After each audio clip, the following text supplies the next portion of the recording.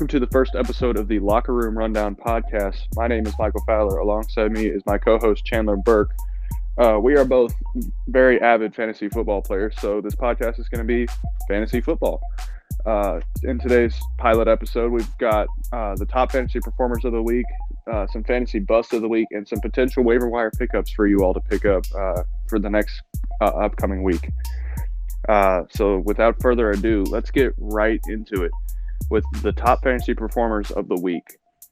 So on this list, Chandler, we've got Tyreek Hill with 57 points, Derrick Henry with 38.5 points, the Falcons defense, who surprised me at least as a Falcons fan, with 26 points, Will Fuller with 35.1 points, Deshaun Watson with 33 points, and Antonio Gibson with 36.6 points. What's your take on that? Some big numbers put up this week. As you know, we just finished up week 12, huge week for fantasy, as well as just the NFL in general. As I feel like now within these last couple weeks, especially this week even, a lot of the injuries that we saw beginning to mid-season, people are starting to come back from those. So there's some big names making some big plays. Obviously, Tyreek Hill had just an absolutely insane game. He's just going off right now. If you don't have him on your team, I just feel sorry for you, because I don't, and I know I feel sorry for myself, because he's been putting up huge numbers every week. The Chiefs in general have been putting up huge numbers. He's been putting up numbers. Mahomes, for example, he had 32 points this week, as well as Kelsey. He had 16, kind of a low. Even though that's extremely good, a little bit of a low week for him. He's averaging 19 points. The most he's had this year is 26 so far. So, he's had a great year as well. So, honestly, any player that you can get from the Chiefs, you really need to try to get. That's right. I saw this crazy statistic. It's like Travis Kelce as a tight end is 19 yards off of DeAndre Hopkins for the league lead in receiving yards, which is absolutely unprecedented for a tight end. Usually, the evolution of that position in general has been insane, from really the league's inception as an extra offensive lineman to becoming pretty much a fifth wide receiver on the field. It's kind of insane. Exactly. He's just a big body out there, and the way that they're playing him, it's just perfect. He's 6'5", 260, and he's very close to having the most receiving yards in the league. And which is absolutely insane. I feel like this style of play, the way that Mahomes plays, having Tyreek Hill out there too, having two receivers that are doing insanely good right now, but also are completely different in their style of play, really just throws off these other teams. And having that difference is really what is just making them unstoppable right now. That's right. Tyreek Hill finishing the game against the Buccaneers with 13 receptions, 269 yards, and 3 touchdowns. It's like they're playing Madden, really. That's the only way to describe it.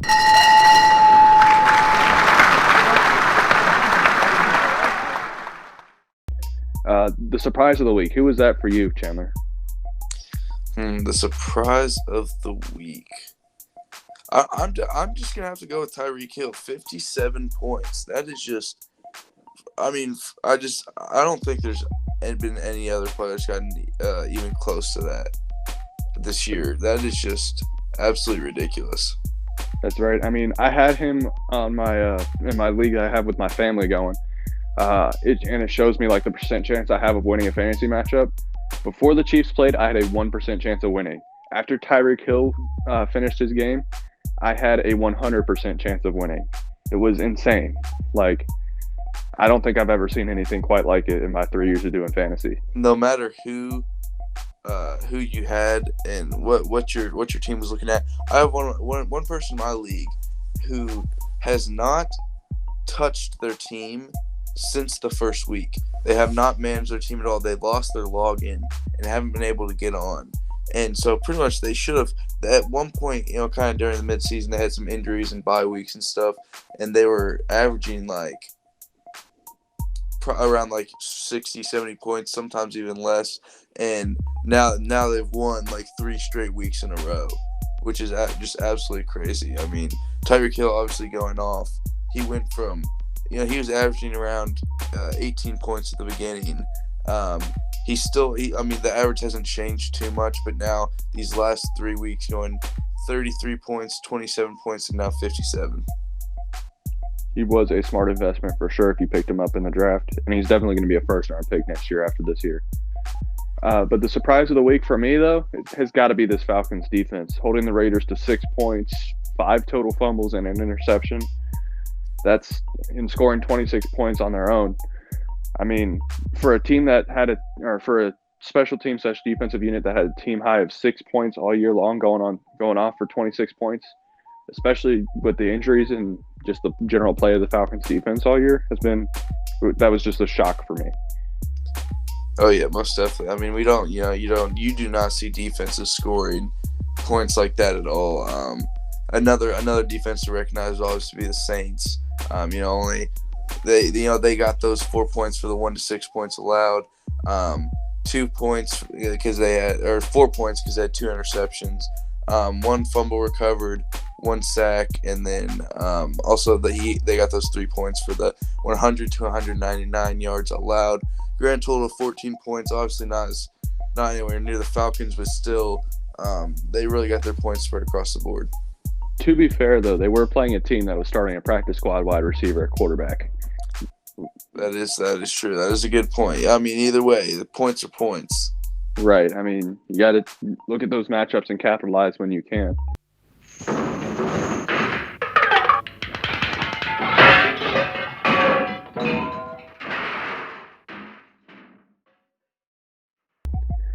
Speaking of capitalizing when we can, we're going to move on to Fantasy Bust of the Week. Some players that failed to capitalize a little bit there. Kyler Murray was a disappointment this week. I hate to say it. With 7.9 points. Clyde Edwards-Helaire, only 4.9 points. Josh Jacobs, although he left the game with injury, he finished with 5.4 points. Michael Thomas with 9.1. Tyler Boyd with 4.5. Melvin Gordon with 3.1. The Indianapolis defense, that's a shock, negative 5 points. And Derek Carr with 0.6 points. What are your thoughts on that? Well, I happen to have Thomas and Boyd, so kind of a rough week for me. The person in the league that I was playing, we ended up only being lost with a 15-point difference. But I feel like those 2 players right there, if they would have really performed this week, that could have been completely different. Because I know at the beginning they were average to win by like 30 or so points, but ended up being a lot closer than I thought. And I feel like one of the main questions for me right now, as well as anyone else that has Michael Thomas, is it worth it to keep starting him?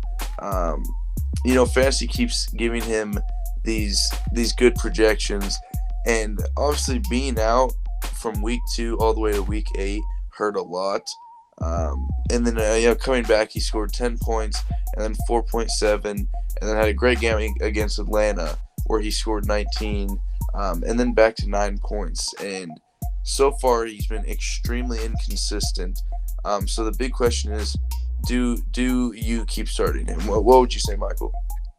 I think it all depends on who the Saints match up against and if Drew Brees plays or not. If Drew Brees plays, Michael Thomas is going to get the ball. He's Drew Brees' favorite target, hands down, no question.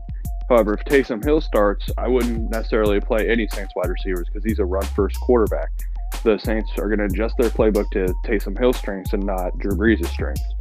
And Taysom Hill's main strength is finding a hole and running up the field and gashing defenses with his legs. I'm not saying he's a bad throwing quarterback per se, but he's more of a Lamar Jackson type than a Drew Brees type, if that makes sense. Yeah, definitely. For you, what was the biggest surprise bust? The Indianapolis defense. I'm not going to lie. When the Colts played the Titans earlier this year, the defense held them down. They held Derrick Henry to something like 48 yards, I believe. Derrick Henry took that personally and then proceeded to gash the defense, running for 3 touchdowns in the first half alone. And the Colts just never recovered from that. Their offense tried to keep up. It did not end well. The Colts, usually, they're the number 1 defense in the NFL right now. And to be embarrassed like that just surprised me. Yeah, I think I'd have to agree with that.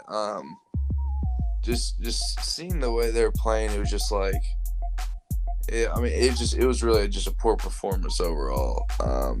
I know if I would have had them, I definitely would have been mad. I mean, my defense is the Browns, and they had -1 point, which is obviously sad to see. But -5, that's just that one definitely stings. Yeah, I've been getting lucky with my defenses. I have Miami in all three of my fantasy leagues, so that helps. And they've been playing really well as of late as well. But do you think players like Josh Jacobs and Derek Carr can rebound from a very poor week? I think so. Because that's one of the things about it. It's just like players obviously have off weeks and stuff, and they'll just have weeks where they can't get any yards. They just can't seem to hold on to the ball. They be making mistakes left and right. Scoring something, like 4 or 5 points, something like that, and then they'll come back the next week and have 25 points. So it's really just a thing of how hard they're gonna be able. It's a mental thing, having a week like that, how hard they're gonna have to work to overcome that the next week. So yeah, I think they can definitely bounce back from that. Right. I mean, you look at how Derek Carr played against the Chiefs last week, and the Chiefs have one of the best secondaries in the NFL right now. You may not know all their players, but they've been playing really, really well together. And then they go up against one of the worst secondaries in the NFL, and my team, the Falcons, and they get completely embarrassed. So we'll see how John Gruden adjusts that group and gets them together as they go into a very tough week. Moving on to how you can improve your team going into next week. Let's look at some top waiver wire additions here, Chandler. I have Sterling Shepard, as he is only rostered in 61% of ESPN leagues, and he is going up against a very weak secondary in the Seahawks. What is your take on that? Well, it's a difficult situation.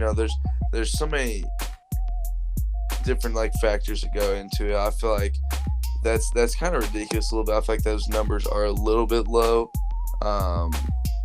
But I don't know. It's people, the way they manage their teams are very different. I feel like I definitely manage my teams very different than say you would, or just other people. And some people, they don't really know what they're doing too much. They kind of go for the big names and such.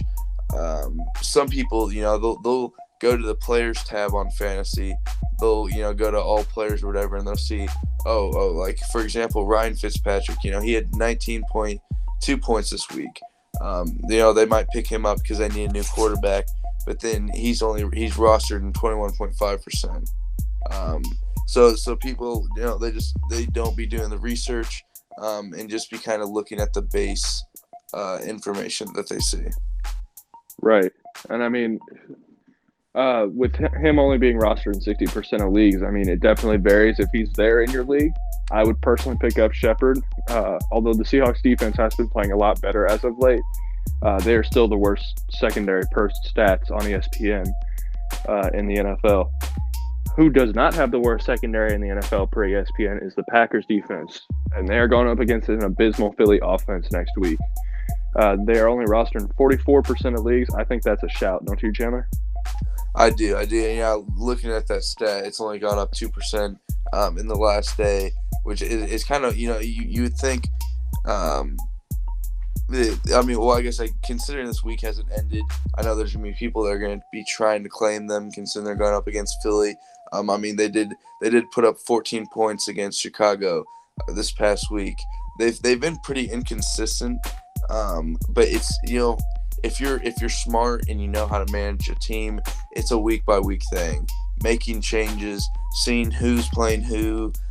You don't want to stay you do want to have consistency in some of your players, but if things like defense and such, that's one of those things that, I know for me personally, I have not stayed with the same defense at all. I've probably had 6-7 different defenses so far this year.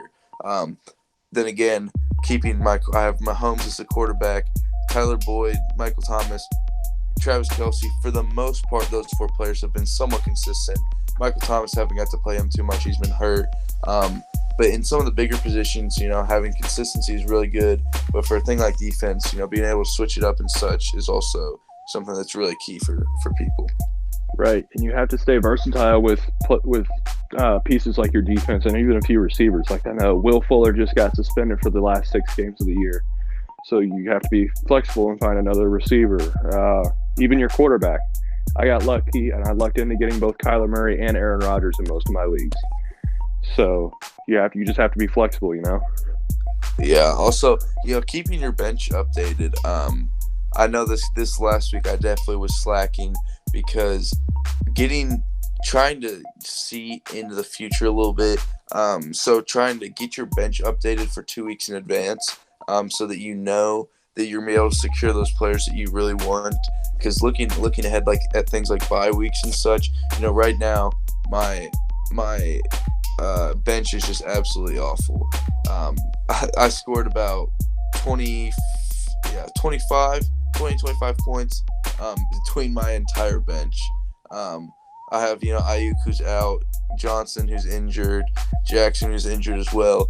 So, I mean, I'm obviously slacking in that position, but keeping your bench updated is something that's really important, really key, and it's going to get you those wins in the future. Right, and having those substitute players is key, and that's part of the reason why I'm 5-6 and not undefeated in my family league is because my bench consists of Tua Tagovailoa, who was out this past week, Christian McCaffrey, who's been out pretty much all year, DeAndre Swift, who's been out in the past week, and then I have Sterling Shepard and Michael Pittman, who combined for a total of 8 points in this league.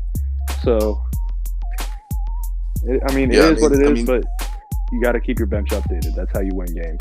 Yeah, things can change in an instant, and you might have to make that game time decision practically, changing up something. So it's really just about it's a job, trying to manage a fantasy team, honestly, So it just kind of depends on how much work you want to put in. I mean, obviously, it's also somewhat of the luck of the draw, but it's really more about having information about the game and who to pick up. That's right. I think that's going to do it for us here on the Locker Room Rundown podcast. Thank you guys for listening. Make sure to tune in next week or next Friday. We will come out with a new episode. Thank you guys for listening, and God bless.